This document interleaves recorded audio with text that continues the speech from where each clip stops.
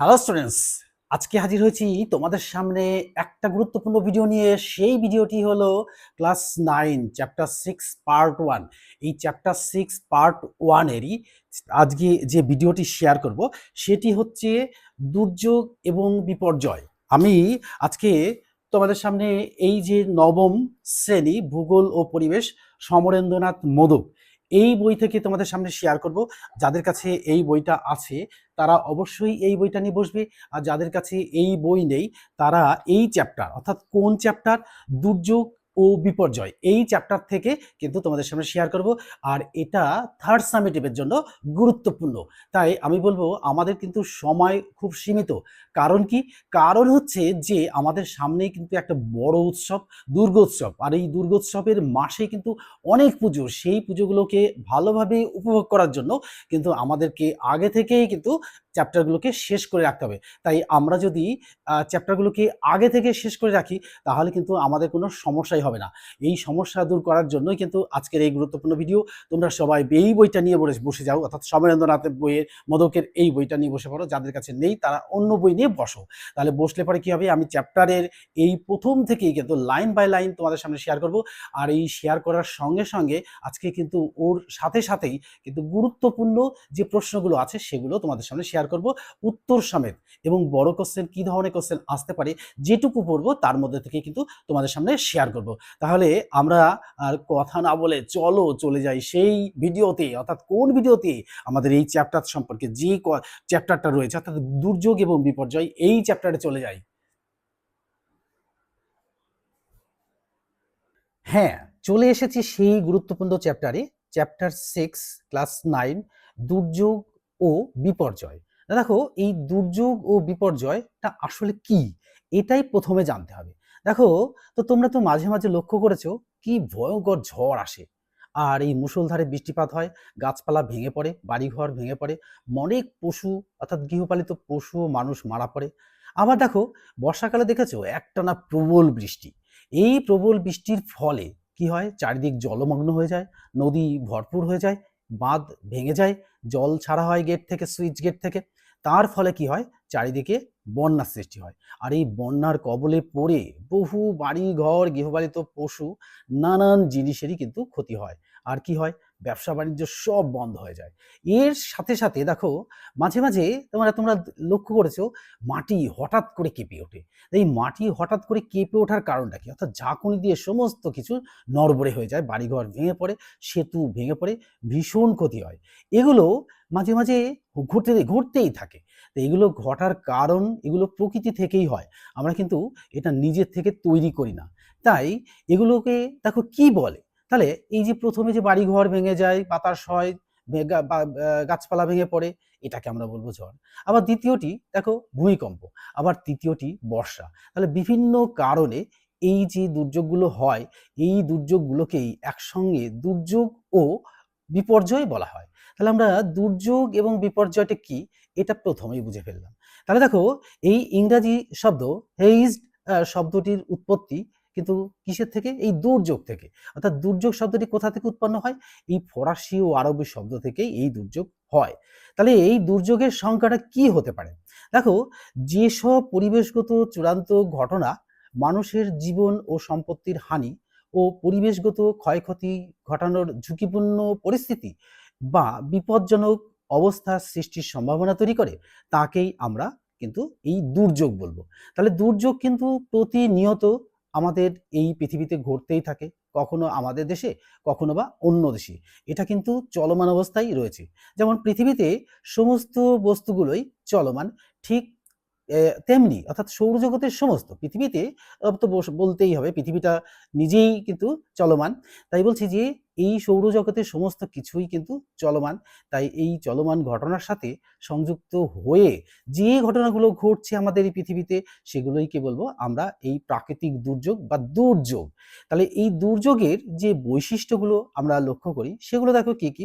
দেখো, প্রথমে দেখো প্রকৃতি ঝুঁকিপূর্ণ এবং বিপদপূর্ণ অর্থাৎ বিপজ্জনক অবস্থার সম্ভাবনা সৃষ্টি করে, আর মানব জীবনের স্বাভাবিক অবস্থাকে বিঘ্নিত করে এবং স্বাভাবিক অবস্থার বিচ্যুতি ঘটে।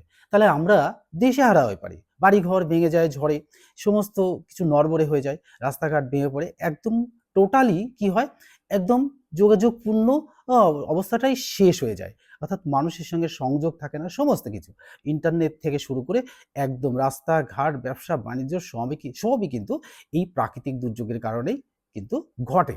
আর ক্ষয়ক্ষতি, মানে ক্ষয়ক্ষতি খুব কম, হ্যাঁ খুব কম, অর্থাৎ অল্প জীবন সম্পত্তি হানি এবং পরিবেশের গুণগত মানের অবনমন বা নাও হতে পারে। তাহলে দেখো এর ব্যাপকতাটা কিরকম হয়। এটি ভূপৃষ্ঠের সাধারণত ক্ষুদ্র এলাকায় সীমাবদ্ধ থাকে, তবে ব্যাপক এলাকা জুড়ে ঘটতে পারে। তো আমরা সুনামি দেখি, কোথায় সেই সমুদ্রের মধ্যে সুনামি ঘটে, কোথায় কম্পন হয়, সেই কম্পন অর্থাৎ আমাদের এই পৃথিবীটা কতগুলি টেকটনিক প্লেটের উপর তৈরি, এই প্লেটগুলো নড়াচড়ার ফলেই কিন্তু দুর্যোগগুলো ঘটে, অর্থাৎ সমুদ্রে সুনামি হয়। এই সুনামির ফলে দেখো কোথায় সমুদ্র আর কোথায় সমতল অঞ্চল, ওখান থেকে জলোচ্ছ্বাস চলে আসে একদম সমুদ্রের ধারে, অর্থাৎ সমতল ভূমিতে। তাহলে এর অবস্থাটা কিরকম হতে পারে, অর্থাৎ দুর্যোগ হলো বিপর্যয়ের কারণ। তাহলে বিপর্যয়ের আগে এই দুর্যোগ সৃষ্টি হয় এবং এই দুর্যোগের পথ ধরেই বিপর্যয় নেমে আসে। তো দুর্যোগ কোনো একটা নির্দিষ্ট স্থানে চলে। তাহলে এবার বিপর্যয়টা কি, অর্থাৎ ডিজাস্টারটা কি। এর অর্থ হলো ইংরেজি ডিজাস্টার শব্দের উৎপত্তি হচ্ছে ফরাসি শব্দ থেকে, ডিজার্ট থেকে। ডাজ এর অর্থ হচ্ছে এইড এবং ইভেল বা মন্দ বা শয়তান, এবং এইডস কথার অর্থ হচ্ছে অর্থাৎ স্টার তারা, অর্থাৎ বিপর্যয় হলো মন্দ বা শয়তানের তারা। তাহলে এর আবার সংজ্ঞাটা কিরকম হতে পারে দেখো। তো যেসব পরিবেশগত চূড়ান্ত ঘটনার, অর্থাৎ অতি দ্রুত বিস্তৃত অঞ্চলে সংঘটিত হয়ে অসংখ্য উদ্ভিদ, মানুষ, জীবজন্তুর সম্পত্তির, পরিবেশের ব্যাপক ক্ষতি হয়, এই ক্ষয়ক্ষতি পূরণ করা প্রায় অসম্ভব, তাদের এই বিপর্যয় বা দুর্বিপাক বলে। তা আমরা মানুষের জীবনে দেখো না, কখনো কখনো মানে সেই প্রাকৃতিক দুর্যোগের মতোই কিন্তু দুর্যোগটা চলে আসে, অর্থাৎ বিপর্যয় নেমে আসা, দুর্বিপাকের মধ্যে আমরা পড়ে যাই। তো দেখো একসঙ্গে দেখা যায় কখনো কখনো বাড়িতে সকলে অসুস্থ, তারপরে দেখো এই প্রাকৃতিক দুর্যোগ সব কিছু মিলে, দেখো বাড়িতে সবাই অসুস্থ, তার মধ্যে যদি প্রাকৃতিক দুর্যোগ হিসাবে বা দুর্যোগ হিসাবে যদি বৃষ্টিপাত ঘটে, যদি ৩-৪ দিন একটানা বৃষ্টি থাকে, তাহলে কি পরিস্থিতির শিকার হয়। আর বাড়িতে যদি ঠিক যোগ্য লোক না থাকে, অর্থাৎ যোগ্য লোকের কিন্তু আমাদের অভাব, এই যোগ্য লোক যদি না থাকে তাহলে কিন্তু আমাদের সেই সমস্যাটা এসেই যায়। তো এই বিপর্যয়ের এবার বৈশিষ্ট্যগুলো কি কি। দেখো বিপর্যয় দেখো ঘটে কিরকম, প্রকৃতি দেখো ঝুঁকিপূর্ণ ও বিপজ্জনক অবস্থা সৃষ্টি করে, আর মানুষের স্বাভাবিক জীবনটা নষ্টই হয়ে যায়, অর্থাৎ স্বাভাবিক জীবন থেকে একটা নির্দিষ্ট লতে চলছিল, সেই লটাই কিন্তু হারিয়ে যায়। আর এই ক্ষতি সাধন বেশি, মানে খুবই বেশি, অর্থাৎ এই বিপর্যয় যখন আসে তখন কিন্তু সামান্য অংশে ঘটে না, সমগ্র পৃথিবী জুড়েই ঘটতে পারে, সমগ্র দেশ জুড়েই কিন্তু এই বিপর্যয়টা নেমে আসতে পারে। তাই এই বিপর্যয়ের মধ্যে কিন্তু মানুষকে এই সমস্ত কিছুরই মোকাবেলা করতে হয়। তা দেখো এই ব্যাপটিকাল, দেখো বিপর্যয় দীর্ঘ ব্যবধান বা দীর্ঘস্থায়ী হয়, ফলে প্রাকৃতিক বা সামাজিক পরিকাঠামোগত পরিবর্তন কিন্তু লক্ষ্য করা যায়। আর ব্যাপকতা অর্থাৎ ব্যাপক এলাকা জুড়ে সংগঠিত হতে পারে, তো বিস্তীর্ণ অঞ্চল জুড়ে ধ্বংসলীলা চালায়। তো আগের দিনে আমরা দেখেছি বিভিন্ন প্রাকৃতিক দুর্যোগের সাথে সাথেই কিন্তু আমাদের মরণ কিছু কিছু রোগ হতো, অর্থাৎ সেই কলেরা, টাইফয়েড। তখন দেখো আমরা কি করেছি, অর্থাৎ আমাদের পূর্বপুরুষরা কি করেছেন, অর্থাৎ বাড়িঘর ফেলে সন্তান সন্ততি, স্ত্রী, বাবা মাকে ফেলে তারা চলে যেত কেন না, সেই রোগকে প্রতিহত করার জন্য কিন্তু কোনো ব্যবস্থা ছিল না। তাই আবার যখন সেই রোগটা চলে যেত তখন কি হয়, তখন আবার সেই ২-৪ মাস ৬ মাস পর তারা সেখানে ফিরে আসতো। তো এইভাবে কিন্তু এই বিপর্যয়গুলো নেমে আসে। আর অবস্থা দেখো, বিপর্যয় হলো দুর্যোগের ফল বা পরিণতি, অর্থাৎ দুর্যোগের পরে বিপর্যয়ের আবির্ভাব ঘটে। আগে দুর্যোগ ঘটে, দুর্যোগের সংঘটিত ফলই হচ্ছে এই বিপর্যয়। তাহলে দেখো এর মানদণ্ড, দেশ, অঞ্চল, পরিস্থিতির সমভেদে বিপর্যয় নির্ধারণের মানদণ্ডের পার্থক্যও কিন্তু লক্ষ্য করা যায়। তা দেখো এই ওয়ার্ল্ড ডিজাস্টার রিপোর্ট, এটাও কিন্তু দেখো একটা গুরুত্বপূর্ণ প্রশ্ন, হ্যাঁ এটা কিন্তু আসতেই পারে, হ্যাঁ বা ১০ বা তার বেশি মানুষের, হ্যাঁ ১০ বা তার বেশি মানুষের মৃত্যু, অর্থাৎ কি থেকে 1 পয়েন্ট, ১ নম্বর দেখো ১০ বা তার বেশি মানুষের মৃত্যু, ২ নম্বর দেখো ১০০ বা তার বেশি মানুষের মৃত্যু।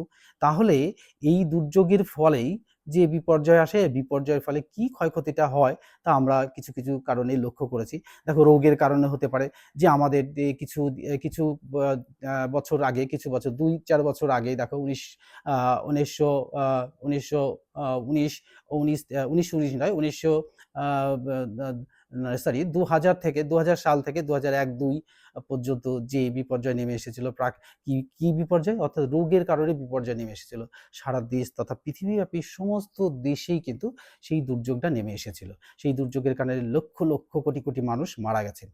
আর এর ফলে দেখো এই বিপর্যয় বা দুর্যোগের মধ্যে এখানে দেখো একটা গুরুত্বপূর্ণ কোশ্চেন এখানে রয়েছে যে বিপর্যয়টা কি আর দুর্যোগটা কি, এর মধ্যে একটা পার্থক্য কিন্তু লক্ষ্য করা যায়। তাহলে এই দুর্যোগে ক্ষয়ক্ষতিটা কম হয়, আর বিপর্যয় হলে ক্ষয়ক্ষতি বেশি হয়। আর বিস্তৃতি দুর্যোগ কিন্তু অল্প একটা সীমিত জায়গায় হয়, আর ব্যাপ্তিকাল হয়, ঘন ঘন ক্ষণস্থায়ী হতে পারে। আবার বিপর্যয় কিন্তু দীর্ঘকাল ব্যাপী হতে পারে, দীর্ঘ সময় ব্যাপী হতে পারে। আর পর্যায় এর ফলে প্রথমে দুর্যোগ ঘটে, তারপর বিপর্যয় আসে, এটি প্রথম পর্যায়ে ঘটে। আর সম্পর্ক দুর্যোগ হলো বিপর্যয়ের কারণ এবং ক্রিয়া বা প্রক্রিয়া, আর সকল দুর্যোগ বিপর্যয়ের পরিণতি হতে পারে না। তাহলে দেখো এই দুর্যোগ আর বিপর্যয়, আর এদিকে বিপর্যয় হলো দুর্যোগের ফলাফল এবং পরিণতি। সকল বিপর্যয় অবশ্যই দুর্যোগ থেকেই উদ্ভূত হয়। তাহলে এই দুর্যোগ এবং বিপর্যয়ের মধ্যে পার্থক্যটা কিন্তু পরীক্ষায় আসার মতোই, এটা কিন্তু তোমরা সবাই পড়বি। দেখো এই সমরেন্দ্রনাথ মোদকের বইটি এতটাই ভালো, ডিটেলস বইটাই দেওয়া থাকে। তো আমরা এই চ্যাপ্টারেরই 77 পেজেই দেখো এখানে রয়েছে দুর্যোগ ও বিপর্যয়ের মধ্যে পার্থক্য, এটা কিন্তু পরীক্ষায় আসার মতোই। তাহলে দেখো আমাদের ভূমিক্ষয়, দেখো এখানে চলে এসেছি যে দুর্যোগে বিপর্যয়কে নানানভাবে ভাগ করা যায়, কিভাবে ভাগ করা যায়, অর্থাৎ এই দুর্যোগ আর বিপর্যয়কে 3টি ভাগে ভাগ করা যায়। অর্থাৎ প্রাকৃতিক কারণে হতে পারে, আধা প্রাকৃতিক কারণে হতে পারে, আর মানবীয় দুর্যোগ বিপর্যয়ও কিন্তু ঘটতে পারে। তো আমরা প্রাকৃতিক দুর্যোগের মধ্যে বন্যা, খরা, তারপরে ভূমিকম্প, সুনামি, এগুলো ঝড়, এগুলো দেখেছি। আর আধা প্রাকৃতিক বিপর্যয়গুলোর মধ্যে কি পড়বে দেখো, কিছু কিছু প্রাকৃতিকের সঙ্গে যুক্ত, আর কিছু কিছু আর মনুষ্য সৃষ্ট থেকে এটা সৃষ্টি হয়েছে।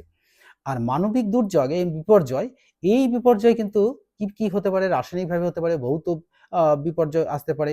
সেই ভৌত বিপর্যয়ের মধ্যে দেখো ভূমিকম্প, ভূমিধস, ভূমিক্ষয়, এটা হতে পারে। আবার দেখো জৈব বিপর্যয় অর্থাৎ জনবিস্ফোরণ, এই জনবিস্ফোরণ, দাবানল, ইউট্রোফিকেশনের ফলেও কিন্তু এই দুর্যোগগুলো কিন্তু আসতে পারে। তো টোটাল দুর্যোগটাকেই আমরা তিনটে দুর্যোগ আর বিপর্যয়টাকে আমরা 3টে ভাগে ভাগ করতে পারবো। তাহলে এখানেও কিন্তু কোশ্চেন লুকিয়ে রয়েছে, এই দুর্যোগ বিপর্যয়কে কয়টি ভাগে ভাগ করতে পারে, কি কি। আচ্ছা, এবার দেখো ওই প্রাকৃতিক বিপর্যয়, এতে প্রাকৃতিক বিপর্যয় কিরকম, পৃথিবীর মধ্যে যে বা বাইরে কোনো প্রাকৃতিক কারণে সৃষ্ট বিপর্যয়কে কিন্তু প্রাকৃতিক বিপর্যয় বলি। আর এই প্রাকৃতিক বিপর্যয়ে কিন্তু কোনো মানে মানুষের কোনো ভূমিকা থাকে না। আজকে দেখো যেখানে হিমালয় পর্বতমালা রয়েছে, কিন্তু অতীতে এই জায়গাগুলো অতীত দিনে কিন্তু আমরা সেই জায়গাগুলোতে সমুদ্র বলে ভেবেছি, অর্থাৎ বিজ্ঞান প্রমাণ করে দিয়েছেন যে সেখানে সমুদ্র ছিল। এই সমুদ্র থেকেই কিন্তু প্রতিনিয়ত পলি বালি জমতে জমতে প্রাকৃতিক অর্থাৎ ভূপৃষ্ঠের চাপ এবং পার্শ্ব চাপের ফলে, ভূগর্ভের তাপের ফলে সেখানে আজকে সৃষ্টি হয়েছে এই হিমালয় পর্বত। আজকে আমরা যেখানে বঙ্গোপসাগর দেখছি, অদূর ভবিষ্যতে গিয়ে আমরা হয়তো দেখতে পাবো সেখানে একটা পর্বত সৃষ্টি হচ্ছে। কারণ কি, এই যে আমাদের প্রকৃতি থেকে, যে অর্থাৎ পৃথিবী ভূপৃষ্ঠ থেকে যে সমস্ত পদার্থগুলো গলে গিয়ে জলের সঙ্গে গিয়ে সমুদ্রে মিশছে, এই সমুদ্রের কিন্তু জলস্তর বেড়ে যাচ্ছে। কেন না, পলি সঞ্চয়ের ফলে তলাটা ভর্তি হয়ে যাচ্ছে। এর কারণে হয়তো অদূর ভবিষ্যতে গিয়ে দেখবো যে এই বঙ্গোপসাগর থেকেই কিন্তু সৃষ্টি হচ্ছে পর্বত। তো এটা হতেই পারে। তা দেখো এটা গেল প্রাকৃতিক দুর্যোগের, কিন্তু এটাকেই কিন্তু আমরা প্রাকৃতিক বিপর্যয় বলবো। তাহলে প্রাকৃতিক বিপর্যয়ের মধ্যে ভূমিধস, নদী বা সমুদ্রের ভাঙন, হিমানি সম্প্রপাত হতেই পারে। আবার দেখো কিছু কিছু মেঘ ভাঙা বৃষ্টির ফলে, আমরা দেখেছি উত্তরাখণ্ডে মেঘ ভাঙা বৃষ্টির ফলে কি প্রাকৃতিক মানে বিপর্যয়টা নেমে এসেছিল। তার ফলে আমাদের প্রশাসন অনেকভাবে সাহায্য করেছে। আবার দেখো অপার্থিব, যেটা আমরা জানি না, অর্থাৎ উল্কাপাত, সৌরঝড়, সুপার নোভা বিস্ফোরণ। আমাদের আধা প্রাকৃতিক কি, এই আধা প্রাকৃতিক দেখো প্রকৃতির ও মানবীর উভয়, অর্থাৎ মানবীয় উভয় কারণে সৃষ্ট বিপর্যয়কে আধা প্রাকৃতিক বিপর্যয় বলা হয়। তো এই আধা প্রাকৃতিক বিপর্যয় কিন্তু কিরকম ভাবে আসে, প্রকৃতির কারণে ঝুঁকিপূর্ণ পরিস্থিতি তৈরি হয় এবং মানবীয় প্রভাবে তার বিপর্যয়ে পরিণত হয়। তা দেখো কিরকম হয়, আমরা 2000 সালে দেখেছি যে জলাধার থেকে জল ছাড়ার ফলে সৃষ্টি হয়েছিল বন্যা। এই বন্যার কারণে কিন্তু সমস্ত কিছু নড়বড় হয়ে গেছিল। তাই এই জলাধার থেকে মানুষে দেখো প্রকৃতির জল, এই প্রকৃতির জলকে আমরা আটকে রেখেছিলাম আমাদের প্রয়োজনে, কিন্তু সেই প্রয়োজনের তাগিদ মিটার আগেই কিন্তু জলাধারে এত পরিমাণ জল জমে যায়, কোনো কারণে বাঁধ ভেঙে যেতে পারে বা জল ছাড়া হতে পারে। এটা কিন্তু মানুষ একটু ওর সঙ্গে যুক্ত থাকে। তাই ২০০০ সালের বন্যাটা হঠাৎ করে বন্যা হয়েছিল। তো তোমরা জানো কিনা, তোমরা হয়তো অনেকটাই ছোট ছিলে বা কেউ জন্মাওনি, অর্থাৎ জন্মাওনি, একে অবশ্যই নয়, জন্মাওনি। তো আমরা দেখেছি যে আমরা যখন ছোট, ছোট ছিলাম ২০০০ সালে, বেশি ছোট নয়, তবে আমরা অনেকটাই বড়। সেই সময় আমরা দেখেছি যে ২০০০ সালে বন্যাতে কি ভয়ঙ্কর বিপর্যয় না ওয়েস্ট বেঙ্গলে নেমে এসেছিল। তাহলে ওয়েস্ট বেঙ্গল তথা পার্শ্ব অঞ্চলগুলোও কিন্তু, প্রতিবেশী দেশেও কিন্তু এটা এফেক্ট হয়েছিল। তা দেখো, এবার আমরা চলে যাব যে মানবীয় বিপর্যয়। এই মানবীয় বিপর্যয় আবারটা কি? অর্থাৎ প্রকৃতির প্রভাব ছাড়াই কেবলমাত্র মানবীয় কার্যকলাপের প্রভাবে যে বিপর্যয় নেমে আসে তাকেই আমরা বলবো এই মানবীয় বিপর্যয়। তো প্রকৃতি অনুসারে এটি চারটি ধরনের, অর্থাৎ ভৌত, রাসায়নিক, জৈব ও অর্থনৈতিক বিপর্যয় আসতে পারে। তো এই সমস্ত বিপর্যয়ের কারণে, অর্থাৎ ভৌত বিপর্যয় দেখো, কৃত্রিম ভূমিকম্প, নদী বা সমুদ্রের পাড় ভাঙন, আবার জলে আর্সেনিক মিশতে পারে। আবার রাসায়নিক বিপর্যয়ও কিরকম ঘটতে পারে?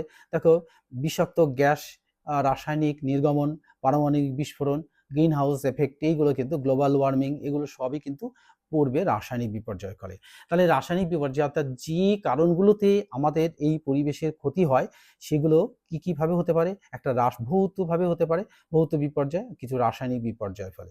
তো আমরা সেই দেখেছিলাম জাপানের হিরোশিমা নাগাসাকিতে এমন বিপর্যয় ঘটেছিল, অর্থাৎ বিপর্যয়ের ফলে, অর্থাৎ আগ্রাসী নীতির কারণে জাপানের হিরোশিমা নাগাসাকিতে 6ই আগস্ট, 9ই আগস্ট 1945 সাল, এই সময়টাই কিন্তু সেখানে বিপর্যয় নেমে এসেছিল। এই বিপর্যয়ের কারণে সেখানে কিন্তু আজকে দেখো কি ভয়ঙ্কর একটা পরিস্থিতি হয়ে রয়েছে। সেখানে যে শিশুগুলো জন্মাচ্ছে, সেই শিশুগুলো বিকলাঙ্গ।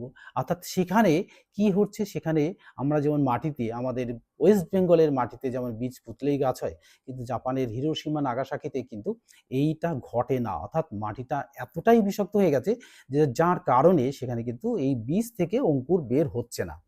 এবার আসবো আমরা যে এই জৈব বিপর্যয়। দেখো, এই মানে জনবিস্ফোরণ, দাঙ্গা, যুদ্ধ, বিগ্রহ, ইউট্রোফিকেশন, দাবানল, মহামারী, এর কারণে কিন্তু হলো এই জৈব বিপর্যয়। তো আমি বলেছি কলেরার মরক, আগে বলেছি যে কলেরা রোগে আক্রান্ত যদি হয় কোনো পাড়াতে বা কোনো গ্রামে, সেই গ্রাম থেকে মানুষ, পুরো মানুষটাই কিন্তু চলে যেত অন্যত্র, যেখানে নাকি যেই রোগ, সেই রোগটা হয়নি। রোগ সারার অনেক পরে তারা কিন্তু সেখানে এসে হাজির হতো। কেন? না, তখন কিন্তু সেই কলেরা রোগের ঔষধ বেরিয়েছিল না। তো আজকে দেখো, আমরা এই ২০০০ সালে যে করোনার আক্রান্ত হয়েছিলাম আমরা, গোটা পৃথিবী, অর্থাৎ একটা দেশ নয়, পৃথিবীর সমস্ত দেশেই কিন্তু করোনা ছড়িয়ে পড়েছিল। মানুষ অর্থাৎ আতঙ্কগ্রস্ত হয়ে অনেক মানুষ মারা গেছে। আমরা তো ভীত সন্ত্রস্ত, তোমরাও হয়েছিলে। কারণ কি? না, সেই রোগের যে প্রথমত ঔষধ, অর্থাৎ প্রতিষেধকটা কিন্তু তৈরি হয়েছিল না। তো যখন নাকি এই প্রতিষেধকটা তৈরি হলো, তখনই কিন্তু সেই রোগটা কিন্তু আমাদের কাছ থেকে দূর হয়ে গেল। আর কি হলো? দেখো, তাহলে সেই আমাদের দেশ তথা পৃথিবী থেকেই কিন্তু করোনা বিদায় নিয়েছিল। আবার কিছু, কিছু করোনা কিন্তু এই বছরেও দেখা দিচ্ছে। তো আমরা এই সম্পর্কে কিন্তু ভীষণই সচেতন। কারণ আমাদের এই রোগের ঔষধ কিন্তু আমরা তৈরি করে ফেলেছি। তাই আমাদের এই ভয়ের কারণটা একটু কমে গেছে।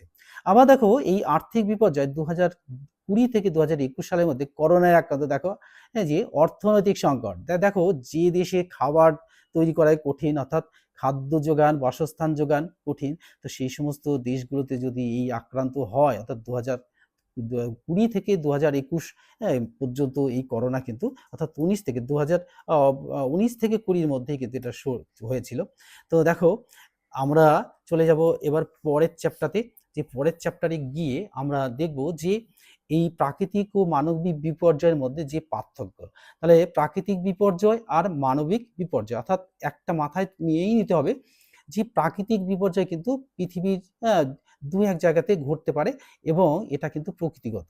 আর মানবিক বিপর্যয় কিন্তু পৃথিবীর মধ্যে ভূপৃষ্ঠে বা বায়ুমণ্ডলে হয়ে থাকে এবং ভূপৃষ্ঠের উপরও প্রভাব পড়তে থাকে।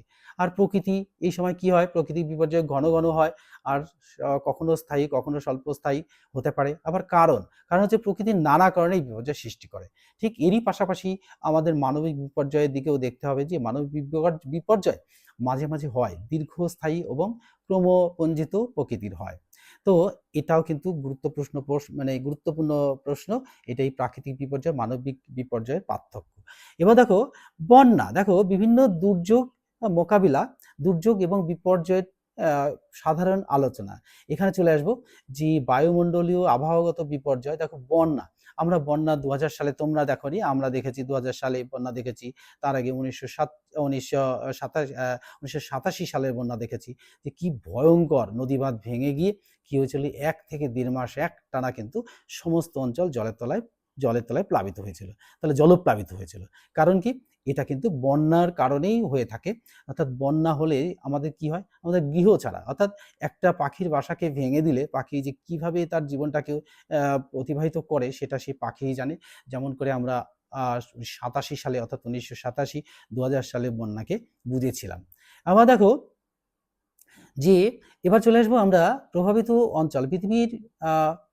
পৃথিবী বৃহৎ নদীগুলোর অববাহিকা এবং বদ্বীপ অঞ্চলে বন্যা দেখা দেয়। তো দেখো আমাদের দেশ কিন্তু হিমালয় সংলগ্ন অঞ্চলে অবস্থিত। এই দেশটা কিন্তু নদী মাতৃক দেশ। এই দেশে অসংখ্য নদী, উপনদী, শাখা নদী রয়েছে। তাই মাঝে মাঝেই এই সমস্ত নদীগুলোতে কিন্তু বন্যা দেখা দেয় এবং বন্যার কারণে কিন্তু আমাদের নানান ক্ষতি ঘটে। তো দেখো এবার চলে আসবো আমরা প্রাকৃতিক কারণ। এই যে প্রাকৃতিক কারণ, অতিরিক্ত বৃষ্টি, অর্থাৎ মেঘ ভাঙা বৃষ্টির ফলে অল্প সময়ে প্রচুর বৃষ্টিপাত ঘটায়, অর্থাৎ ক্রান্তীয় ঘূর্ণিঝড় একটানা প্রভাব পড়ে এবং মৌসুমী বায়ুর প্রবাহে নিম্নচাপের দীর্ঘস্থায়ী হয়। তো সেই দীর্ঘস্থায়ী ফল হিসেবেই কিন্তু নদী নালা ভরে যায় আর এই প্রাকৃতিক দুর্যোগগুলো নেমে আসে।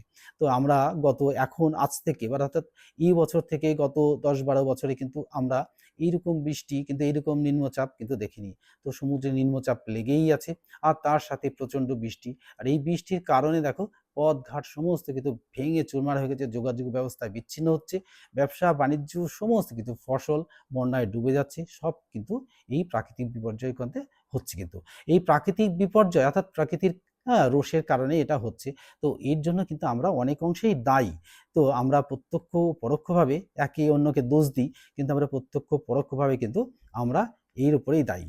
তা দেখো এই প্রাকৃতিক দুর্যোগের কারণে দেখো অতিবৃষ্টি গেল, এবার দেখো তুষার গলন।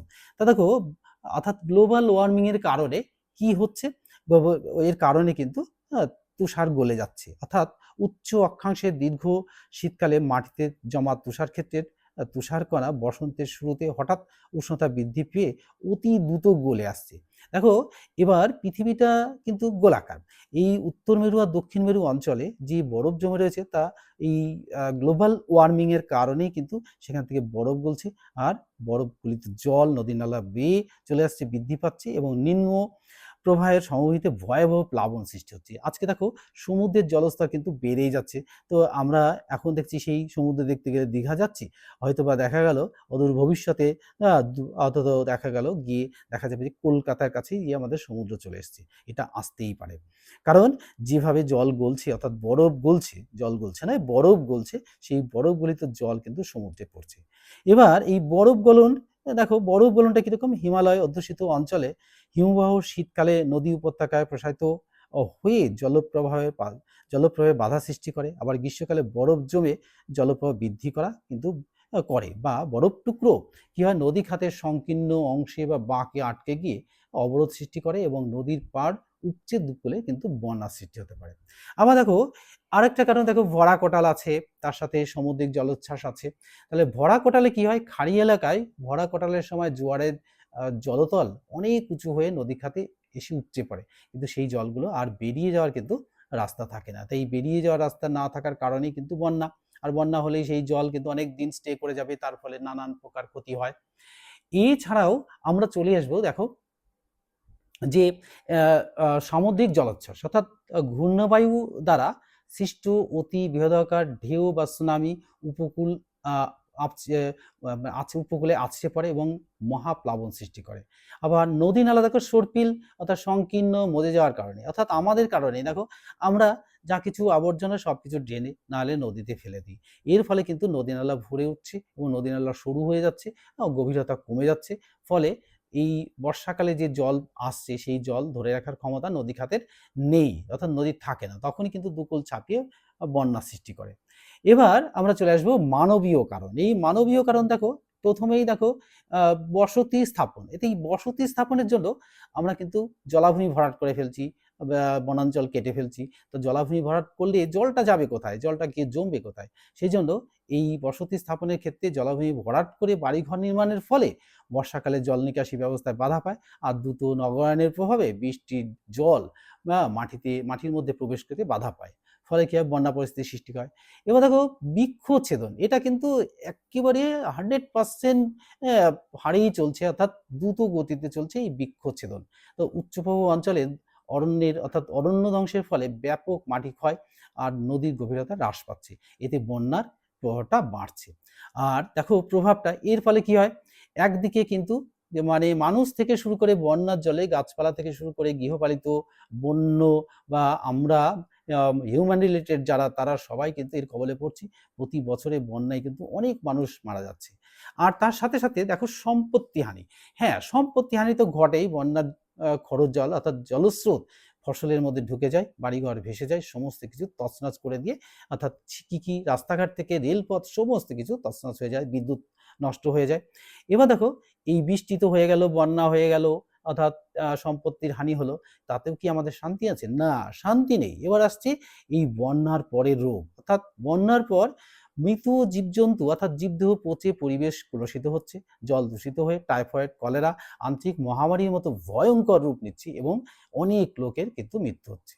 আর বিপন্ন বাস্তুতন্ত্র, অর্থাৎ বন্যার ফলে বহু উদ্ভিদ ও প্রাণীর মৃত্যু ঘটছে, অর্থাৎ এই তৃণভোজী প্রাণীর খাবারে টান পড়ছে, অর্থাৎ ফসল যেমন নষ্ট হয়ে গেলে, আজকে দেখো না এই প্রচণ্ড বৃষ্টির কারণে আমরা বাজারে গেলে কোনো জিনিসই আমরা কিনতে পারি না। কেন কিনতে পারি না? মিন্স কিনতে পারি, কিন্তু সাধারণ মানুষের পক্ষে কিন্তু খুবই কঠিন হয়ে দাঁড়ায়। অর্থাৎ যে আমাদের নিত্য প্রয়োজনীয় যে জিনিস, যে এই আলু, তাও ২০-২৫ টাকায় কিনতে হচ্ছে। তাহলে ভাবো যে এইগুলো কিন্তু এই প্রাকৃতিক বিপর্যয়ের ফলেই কিন্তু হয়েছে, অর্থাৎ অতিবৃষ্টির ফলে ফসলের ক্ষতি হয়েছে। আর সব ফসলের যেমন দাম বেড়েছে, সেই জন্য আমাদের শীতকালীন যে খাদ্য ফসল আলু, সেটাও কিন্তু দাম বেড়ে যাচ্ছে। এবার দেখো খরা। তো প্রতি বছর কিন্তু আমাদের এই রাজ্যে বা আমাদের দেশে কিন্তু মৌসুমি বায়ু ঠিকঠাকভাবে আসে না। এই ঠিকঠাকভাবে না আসার ফলে দেখো, ভারতের সেচ কমিশনের মতে কোনো অঞ্চলে বছরে ১০০ সেমির কম বৃষ্টিপাত, আবার বছরে প্রায় ১/৫ দিনে মোট বার্ষিক বৃষ্টিপাত অর্থাৎ 75%-এরও কম হয়ে যায়। ফলে কৃষি জমির ক্ষতি হচ্ছে, জলসেচ হচ্ছে না, আর জলস্তর নিচে নেমে যাচ্ছে, জলে আর্সেনিকের মাত্রা বেড়ে যাচ্ছে, আর এইটাকেই আমরা বলবো খরা। তো চিত্রটাকে দেখলেই আমরা বুঝে যাব যে একটা একটা কৃষকের জমি যদি, ফসলের জমি যদি এইরকমভাবে ফসল নষ্ট হয়ে জমি ফুটি চেনো তো একটা ফল, তার মতো দেখো ফেটে গেছে। তো এই যে কারণগুলো হচ্ছে, এই খরার কারণে কিন্তু এটা হচ্ছে।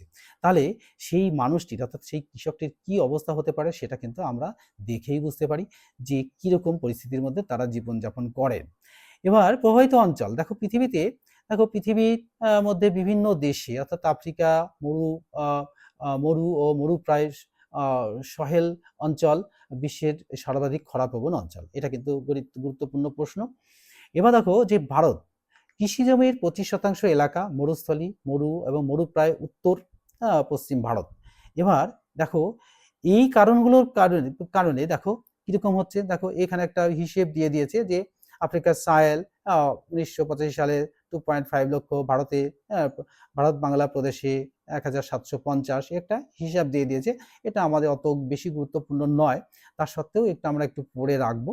এবার দেখো প্রাকৃতিক কারণ, অর্থাৎ অনিশ্চিত অপর্যায় বৃষ্টিপাত, অর্থাৎ অনিশ্চিত, অর্থাৎ বৃষ্টি স্বাভাবিক বৃষ্টি হয় ৭৫%-এর কম এবং খুবই অনিয়ন্ত্রিত অনিশ্চিত হলে খরা পরিস্থিতির উদ্ভব ঘটে। তো দেখো, আর এই বায়ু পরিবর্তন, মৌসুমী জেট বায়ু দিক গতি পরিবর্তনের ফলে একটানা ১৫ দিন বৃষ্টি না হলে খরার সম্ভাবনার প্রকট হয়। এবং তারপরে আসি আমরা জলবায়ুগত প্রভাব, অর্থাৎ দক্ষিণ দোলন এবং ঋণাত্মক দশা, এল নিনোর উষ্ণ দশা কিন্তু আমরা উপভোগ করছি। তার ফলে কি হচ্ছে, মৌসুমী বায়ুর নির্দিষ্ট সময়ের চেয়ে দেরিতে আগমন ঘটছে, কখনো বা এবং আগে প্রত্যাবর্তন খরা সৃষ্টির অন্যতম কারণ হয়ে দাঁড়িয়েছে। আর এই যে মরুভূমির প্রসার, উষ্ণ শুষ্ক প্রান্তবর্তী এলাকায় মরুকরণ ঘটায়, অর্থাৎ মরুকরণ ঘটানোর ফলে শুষ্ক আবহাওয়ার সৃষ্টি হচ্ছে এবং খরাটা বৃদ্ধি পাচ্ছে। এবার আমি চলে যাব যে পরের পাতাতে গিয়ে আমরা দেখব যে এখানে কিন্তু দেখো আরেকটা পয়েন্টস দিয়েছে। কি পয়েন্টস দিয়েছে? পয়েন্টসটা হচ্ছে ভূ উষ্ণায়ন, অর্থাৎ গ্রিন হাউস প্রভাব এবং গ্লোবাল ওয়ার্মিং এর জন্য বৃষ্টিপাতের চেয়ে বাষ্পীভবন বেশি বৃদ্ধি পেয়েছে, ফলে এই খরার প্রভাব দেখা দিচ্ছে। আর এর সাথে সাথে কিন্তু আর একটা রয়েছে যে মানবীয় কারণ। আমরা অনিচ্ছাকৃতভাবেও তো করি, প্রয়োজনে বা প্রয়োজনের তাগিদ ছাড়াও কিন্তু মানুষ বৃক্ষছেদন করছে। সেই পরিমাণ বৃক্ষটা লাগানো হচ্ছে না, তার ফলে কি হচ্ছে? বৃষ্টিপাতের হ্রাস পাচ্ছে এবং বৃষ্টিপাত খরার সম্ভাবনা বৃদ্ধি পাচ্ছে। আর ত্রুটিপূর্ণ ভূমি ব্যবহার, অর্থাৎ ভ্রান্ত ব্যবস্থাপনার দ্বারা সারা বছর শস্য চাষ, তৃণভূমিতে অতিমাত্রায় পশুচারণ, খড় সৃষ্টি করা। তারপরে হচ্ছে অত্যধিক জল উত্তোলন, অর্থাৎ ভূগর্ভ থেকে আমাদের প্রয়োজনের অতিরিক্ত জল কিন্তু আমরা তুলে নিচ্ছি। তো এই জল তুলে নেওয়ার কারণেই কিন্তু ভূগর্ভস্থ জলের পরিমাণ কমে যাচ্ছে। আবার দ্রুত নগরায়ন কিরকম? যথেচ্ছ ভূমি ব্যবহার, পাকা বাড়ি, রাস্তাঘাট নির্মাণ প্রয়োজনীয়, অর্থাৎ জমির আর্দ্রতা হ্রাস করে খরার প্রবণতাকে আমরা আমন্ত্রণ করে নিয়ে আসছি। এর প্রভাবে কি হচ্ছে? ফসল উৎপাদন ব্যাহত হচ্ছে, অর্থাৎ ফসল যে পরিমাণ হওয়ার কথা সেটা হচ্ছে না। জলসংকট, আমাদের পশ্চিমবঙ্গ থেকে কিন্তু মাটি খুঁড়লেই জল পাওয়া যায়, কিন্তু রাজস্থানের মতন জায়গায় গিয়ে মাটি খুঁড়লে জল পাওয়া যায় না। তো সেই সমস্ত জায়গা কিন্তু এই দুর্যোগের প্রভাবে পড়েছে। আর খাদ্য সংকট, অর্থাৎ দুর্ভিক্ষ। যেমন 1976 সালে আমরা দুর্ভিক্ষ দেখেছিলাম। তো জলের অভাবে কৃষি উৎপাদন হ্রাস পায়, শর্করা জাতীয় খাদ্য এবং প্রাণীজ মাছ, মাংস, দুধ, ডিম ইত্যাদি প্রোটিন জাতীয় খাদ্যের তীব্র সংকট লক্ষ্য করা যাচ্ছে, অর্থাৎ সংকটে দুর্ভিক্ষ সৃষ্টি হচ্ছে, আর মানুষ অনাহারে দিন কাটাচ্ছে এবং প্রাণহানি করছে। আর বিপন্ন বাস্তুতন্ত্র, দেখো সব শেষে আসছে আমরা বিপর্যয়। কিরকম কি বিপর্যয়? বিপন্ন বাস্তুতন্ত্র, জলের অভাবে গাছপালা শুকিয়ে মরে যায়, বহু জলজ প্রাণী মারা পড়ে এবং খাদ্য এবং জলের অভাবে প্রাণীরা এই পরিব্রজন করায় বাস্তুতন্ত্রের বৈচিত্র্য হ্রাস পাচ্ছে। তাহলে খাদ্য শৃঙ্খল এবং খাদ্য জাল বিঘ্নিত হলে বাস্তুতান্ত্রিক ভারসাম্য কিন্তু আমরা নষ্ট করে ফেলছি। তো এখানেই দেখো, এখানে একটা ছোট্ট প্রশ্ন রয়েছে যে খরা আর বন্যা, আমরা বন্যাটাকে ভালোভাবেই উপভোগ করেছি। তোমরা খরা না দেখলেও কিন্তু আমরা খরাটা দেখেছি, যে কোনো কারণে যে অতিবৃষ্টির ফলে বন্যা হয়েছে এটা দেখেছি। আবার যে অনাবৃষ্টির ফলে যে খরা সৃষ্টি হয়, যে চিত্রের মাধ্যমে আমি তোমায় দেখালাম, যে ওই রকম কারণটাই কিন্তু হয়ে যায়। তো এর উপরে কিন্তু একটা পার্থক্য আসতেই পারে পরীক্ষায়। তা জল আর কি অঞ্চল, কারণ, প্রভাব। তার জল না হলে কি হবে? বন্যা হবে না, খরা আসবে। আর জল হলে বন্যা আসবে। আর অঞ্চল ভিত্তিক, সেটা সমস্ত সমতল ভূমি হতে পারে বা বৃষ্টিবিরল অঞ্চলেও হতে পারে। আবার কারণ কি? অতিবৃষ্টির ফলে ভরা কোটাল, ঘূর্ণিঝড় প্রভৃতি কারণে হতে পারে। আবার প্রভাব, এর প্রভাবে এই বন্যার প্রভাবে কি হয় আর খরার প্রভাবে। তাহলে বন্যার প্রভাবে আমরা দেখো গৃহহীন, অর্থাৎ আমাদের বাড়ি থেকে বের করে দিলে, আমাদের যদি রাত্রেবেলা বাড়ি থেকে বের করে দিলে, তুই বাড়ির থেকে চলে যা, তাহলে কি হবে? আমাদের বা আমার যাকে বের করে দেবে তার মধ্যে যেমন অবস্থা হয়, বন্যার প্রভাবে ঠিক এরকমই অবস্থা হয়, অর্থাৎ গৃহ ছাড়া। আর খরা হলে কি হবে? খাদ্য নেই, বাসস্থানে ঠিকঠাক বসবাস করা যায় না। তাহলে খাদ্যের যোগানে কিন্তু আমাদের কিন্তু কঠিন পরিস্থিতির মধ্যে জীবন কাটাতে হয়। তাহলে আমরা আজকে এই 80 পাতারই এই ঘূর্ণিঝড়ের আগের পর্যন্ত এটা কিন্তু আজকে তোমাদের সামনে শেয়ার করলাম। এবার এখান থেকে যে কোশ্চেন আসার মতো সেই কোশ্চেন আমি তোমাদের সাথে শেয়ার করব। তো শেয়ার করা কোশ্চেনগুলো কিন্তু বেশ গুরুত্বপূর্ণ। এই কোশ্চেনগুলো আমরা শেয়ার করে নেব। যে শেয়ার করার সাথে সাথে আমি বলবো যে কোশ্চেনগুলো শেয়ার করেছি, দেখো হেজার্ড, দেখো এই চ্যাপ্টার থেকে যে চ্যাপ্টার কোশ্চেনগুলো ছোট 2 নম্বর আছে, 1 নম্বর আছে, এই চ্যাপ্টার থেকে আমি যেগুলো সিলেক্ট করেছি সেই কোশ্চেনগুলো উত্তর সমেত তোমাদের সামনে শেয়ার করব। তাহলে কিন্তু খুব সুবিধা হবে, পড়তে সুবিধা হবে। দেখো হেজার্ড শব্দটির উৎপত্তি কোথা থেকে? হেজার্ড শব্দটির উৎপত্তি ফরাসি ও আরবি শব্দ থেকে, হেইজার্ড থেকে, যার অর্থ হচ্ছে চেইজ বা লক। দেখো ডিজাস্টার শব্দটির উৎপত্তি দেখো শব্দ থেকে, কোন শব্দ? ফরাসি শব্দ থেকে এসেছে। এবার দেখো 3 নম্বর কোশ্চেন, দেখো WDP এর পুরো নাম কি? অর্থাৎ ওয়ার্ল্ড ডিজাস্টার রিপোর্ট। 4 নম্বর দেখো দুর্যোগ এবং বিপর্যয়কে কয় ভাগে ভাগ করা যায়, কে? এই দুর্যোগ এবং বিপর্যয়কে 3 ভাগে ভাগ করা যায়, অর্থাৎ প্রাকৃতিক, প্রাকৃতিক, আধা প্রাকৃতিক এবং মানবীয় দুর্যোগ বিপর্যয়, এই তিনটি ভাগে কিন্তু ভাগ করা যায়। এবার চলে আসবো আমরা পরের পাতাতে। পরের পাতাতে যে কোশ্চেনগুলো আমি শেয়ার করেছি সেই কোশ্চেনগুলো দেখো। সেই কোশ্চেনগুলো হলো যে প্রাকৃতিক বিপর্যয়ের তিনটি উদাহরণ দাও। কি কি প্রাকৃতিক বিপর্যয়? দেখো প্রকৃতি থেকে যেগুলো হয় সেগুলো কি কি? 1 নম্বর হচ্ছে ভূমিকম্প, 2 নম্বর সুনামি, 3 নম্বর হিমানি সম্প্রপাত। 6 নম্বর কোশ্চেন দেখো আধা প্রাকৃতিক বিপর্যয়ের দুটি উদাহরণ দাও। অর্থাৎ এই আধা প্রাকৃতিক মানে প্রকৃতির সঙ্গে কিছুটা যুক্ত, কিছু মানুষের সাথে যুক্ত। এই এই বিপর্যয়গুলির মধ্যে উদাহরণ হলো জলাধার থেকে বন্যা, জলাধার থেকে জল ছাড়লে কি হয়? বন্যা হয়। আর 2 নম্বর হচ্ছে অরণ্য ধ্বংসের কারণে ভূমিকম্প, কারণে কিন্তু অরণ্য ধ্বংসের কারণে কিন্তু ভূমিক্ষয়, সরি ভূমিকম্প নয় ভূমিক্ষয়। 7 নম্বর কোশ্চেন দেখো মানবিক বিপর্যয়ের দুটি উদাহরণ দাও। এই মানবিক বিপর্যয়ের মধ্যে পড়ছে যে আর্সেনিক দূষণ আর গ্লোবাল ওয়ার্মিং। গ্লোবাল ওয়ার্মিং আমরা বুঝেছি। 8 নম্বর দেখো যে বিংশ শতকের একটি অর্থনৈতিক বিপর্যয়ের নাম লেখো। এই বিংশ শতকে আমরা দেখেছি যে সেই বিপর্যয়ের মধ্যে 2020 সাল থেকে 2021 সাল পর্যন্ত করোনা বিপর্যয় একটা কিন্তু গুরুত্বপূর্ণ ভূমিকা রেখে গেছে, অর্থাৎ পৃথিবীর সমস্ত মানুষকে মনে করিয়ে দিয়ে গেছে যে রোগেও কিন্তু এরকম হতে পারে। 9 নম্বর কোশ্চেন দেখো প্রাকৃতিক বিপর্যয় ও মানবিক বিপর্যয়ের পার্থক্য। এটা কিন্তু বই 78 পাতা থেকে, অর্থাৎ এই সমরেন্দ্রনাথ মোদকের বই থেকে 78 পাতা থেকে কিন্তু আমি শেয়ার করেছি। তা সত্ত্বেও এই বই থেকে কিন্তু তোমরা শেয়ার করে নেবে। আর ভারতের কত শতাংশ ভূমিক্ষয়, ভূমি শতাংশ ভূমি বন্যাপ্রবণ, অর্থাৎ 12% ভূমি বন্যাপ্রবণ। আবার তারপর থেকে 11 নম্বর কোশ্চেন দেখো। 11 নম্বর কোশ্চেন IMD এর পুরো নামকে, অর্থাৎ ইন্ডিয়ান মেট্রোলজিক্যাল ডিপার্টমেন্ট। এটাও কিন্তু ভেরি ভেরি ইম্পর্টেন্ট, অর্থাৎ যে কোশ্চেনগুলো আমি এই চ্যাপ্টারের মধ্যে পড়েছি সেইগুলো থেকেই তোমাদের সামনে শেয়ার করেছি। এবার দেখো বন্যা আশীর্বাদ না বিপর্যয়, এই পেজ দেখো 78 পেজে বন্যার ফলে আমি তোমাদের সঙ্গে একটু শেয়ার করে দিই। আর এই 78 পেজ থেকে তোমরা কিন্তু দেখে নেবে যে বন্যা আশীর্বাদ না বিপর্যয়। দেখো একাধারে বন্যা কিন্তু আশীর্বাদ, আবার একাধারে কিন্তু বিপর্যয়। দেখো বন্যা যদি অতিমাত্রায় হয় তাহলে কি হয়? কিন্তু বাড়ি ঘর ভেঙে, রাস্তাঘাট ভেঙে ফসলের ক্ষতি হয়। আর বন্যা যদি একটু সামান্য হয় তাহলে কি নদী নালা থেকে মানে বাহিত পলি চারিদিকে প্লাবিত অঞ্চলে কিন্তু ছেয়ে যায়। আর সেই বন্যার জল চলে গেলে কিন্তু সেই মাটিতে অনেক ফসল ফলে আর পরিবেশটা কুলসিত হওয়া থেকে মুক্ত পায়। তাই বন্যা একদিকে আশীর্বাদ আর একদিকে কিন্তু বিপর্যয়, তো দুটোই হতে পারে। তারপরে দেখো আমি তোমাদের সামনে তারপরের পাতায় শেয়ার করব। আমি বেশি কোশ্চেন শেয়ার করিনি, 16টা কোশ্চেন শেয়ার করেছি। দেখো এই টিকা লেখো, খরা, পেজ হচ্ছে 79 পেজ। এই 79 পেজে খরার ফলে কি হয়? তো আমি তোমাদের একটু প্রাথমিক ধারণা দিয়ে দিই যে খরা হলে প্রথমত বৃষ্টি হবে না। বৃষ্টি না হলে কি হবে? পরিবেশের উষ্ণতা বেড়ে যাবে। উষ্ণতা বেড়ে গেলে কি হবে? আমাদের জনজীবন ব্যাহত হবে আর ফসল তো ফলবেই না, কৃষকের মাথায় হাত পড়বে আর বাজারে দ্রব্যমূল্য যেমন খাদ্য দ্রব্যের মূল্য কিন্তু আকাশ ছোঁয়া হয়ে যাবে। এই কারণে কিন্তু খরা একটা আসতেই পারে। খরার উপরে একটা টিকা কিন্তু লিখে দিতেই পারো। আর পেজ 79 পেজে কিন্তু তোমরা দেখে নেবে যে সমরেন্দ্রনাথ মোদকের বইতে। তো আমি 79 পেজেও কিন্তু তোমাদের একটু দেখিয়ে দিতে পারি যে 79 পেজ এর আছে, এটা পরে দেখিয়ে দিচ্ছি, 3টে পার্টি।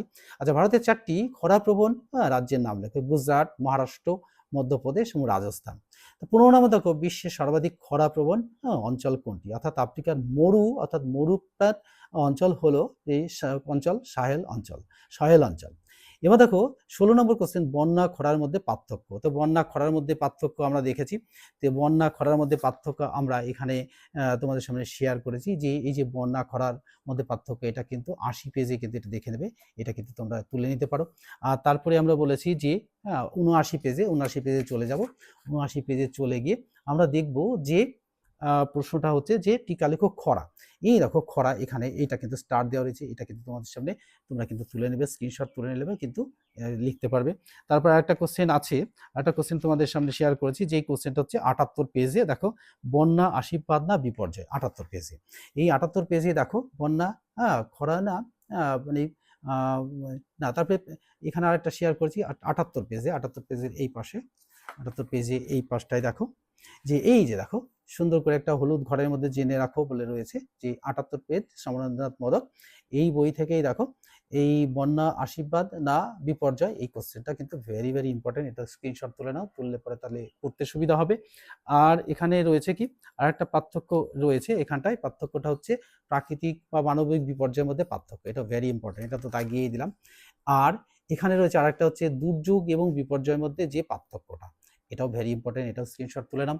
তাহলে তোমাদের পড়তে সুবিধা হবে। আর তোমরা সবাই কিন্তু এই বইটা পেলে তো ভালোই, আর না হলে এইখান থেকে স্ক্রিনশটগুলো তুলে নিয়ে পড়বে।